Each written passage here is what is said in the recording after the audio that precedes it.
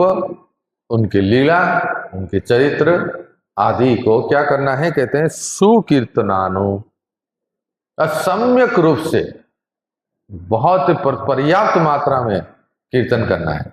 जब समय मिले जब, और कभी समय मिले तो 2-4 भक्त साथ में बैठ के कीर्तन, और नहीं और कभी कुछ समय मिले तो किसको बिठा के या किसी भक्ति वृक्ष प्रोग्राम या किसी भागवतम क्लास में कीर्तन, नाम कीर्तन और कथा कीर्तन, इसको बहुत करें। तो होता क्या है, फिर तो हमारे अंदर जो स्याही, उदाहरण याद आ रहा है ना, इंक, वो स्याही जो मैला जमा हुआ है ना, वो धीरे धीरे साफ हो जाएगा, और फिर हमारा चित्त केवल भगवत नाम रूप गुण लीला चरित्र में वो समाविष्ट हो जाएगा। आगे क्या कहते हैं, स्मृत्यो क्रमेण रसना मनसी नियोज्य। इस शब्दों को बड़ा अच्छा से समझना है। स्मृत्यो क्रमेण, क्रम, रूप गोसाई पाक कहते हैं क्रम। भाई कौन सा क्रम है, इसमें क्रम क्या है? तो कहते हैं पहले रसना, रसना सबके पास, रसना का अर्थ है जीवा, सबके पास जीवा है, किसके पास नहीं है हाथ उठाओ। सबके पास जीवा है ना, ठाकुर जी ने सबको जीवा दिए हैं। तो कहते हैं क्रम से देखिए हम चलते हैं, ठीक है, क्रम समझ रहे हैं ना, एक के बाद एक। रूप गोसाई पाद कहते हैं सबसे पहले जीवा से उच्चारण करे और कीर्तन करे, रसना। हम सबके पास जीवा है, उस जीवा को पहले प्रयोग करना है।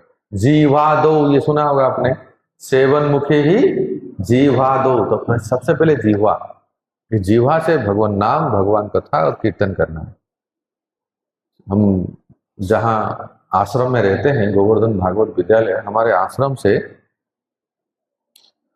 केवल 2 किलोमीटर दूर में एक बहुत प्यारा स्थान है, जहां हमारे ठाकुर जी श्री श्री श्याम सुंदर रास लीला किए थे। उस स्थान का नाम है चंद्र सरोवर, और दिखने में भी बड़ा अच्छा दिखता है, चंद्रमा की तरह।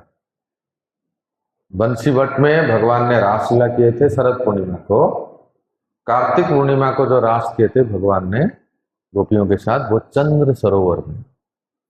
तो वहां सूरदास जी की समाधि है।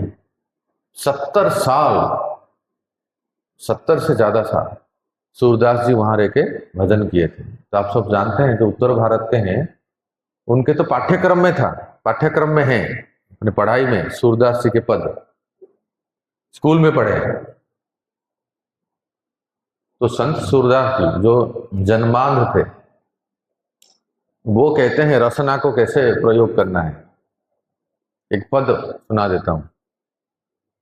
सोई रसना जो हरि गुण गावे। सूरदास जी कहते हैं सोई रसना जो हरि गुण गावे।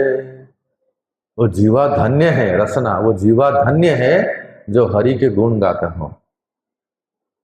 और दृष्टि हम सबके पास है, दृष्टि नयन है, कहते हैं वो नयन धन्य है जो आईपीएल देखता हो। नहीं जो वो नयन, वो दृष्टि धन्य है।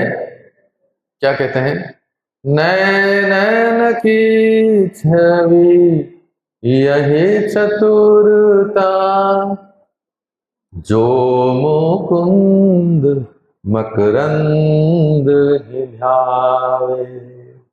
ब्रजभाषा समझ में आ रहा है? आ रहा है।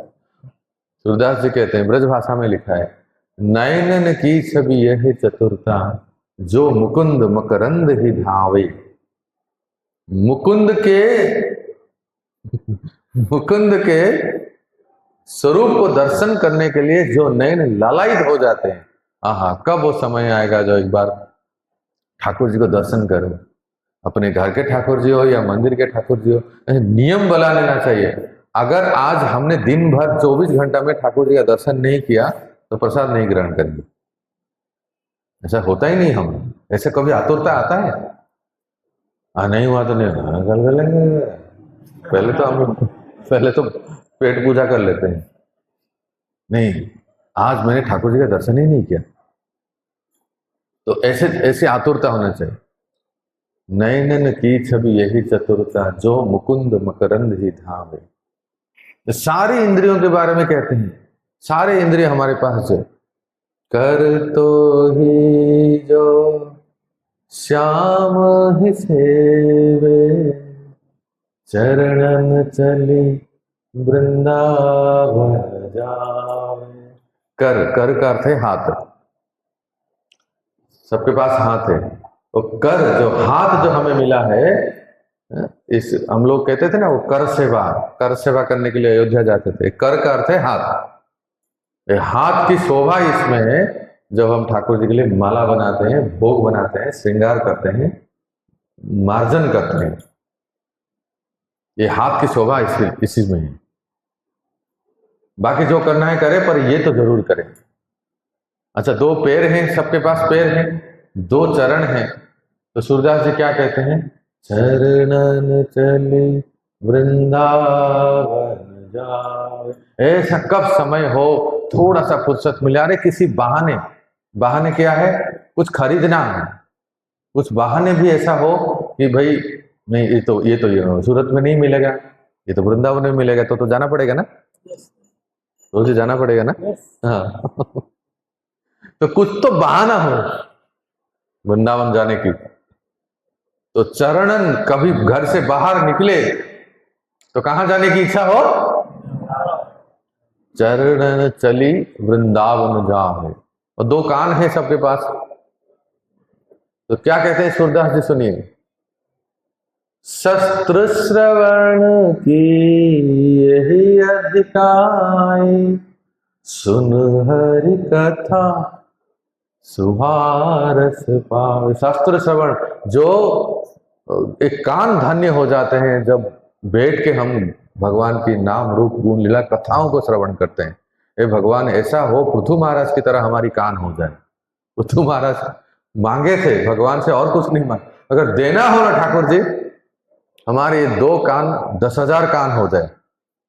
जैसे इंद्र के 10 पूरे शरीर में आंख ही आंख है, पृथु महाराज ने कहा था कि मेरे 2 कान 10,000 कान के समान हो जाए, कि जहां भी हो बस कथा ही सुनते रहें, कथा ही सुनते रहें।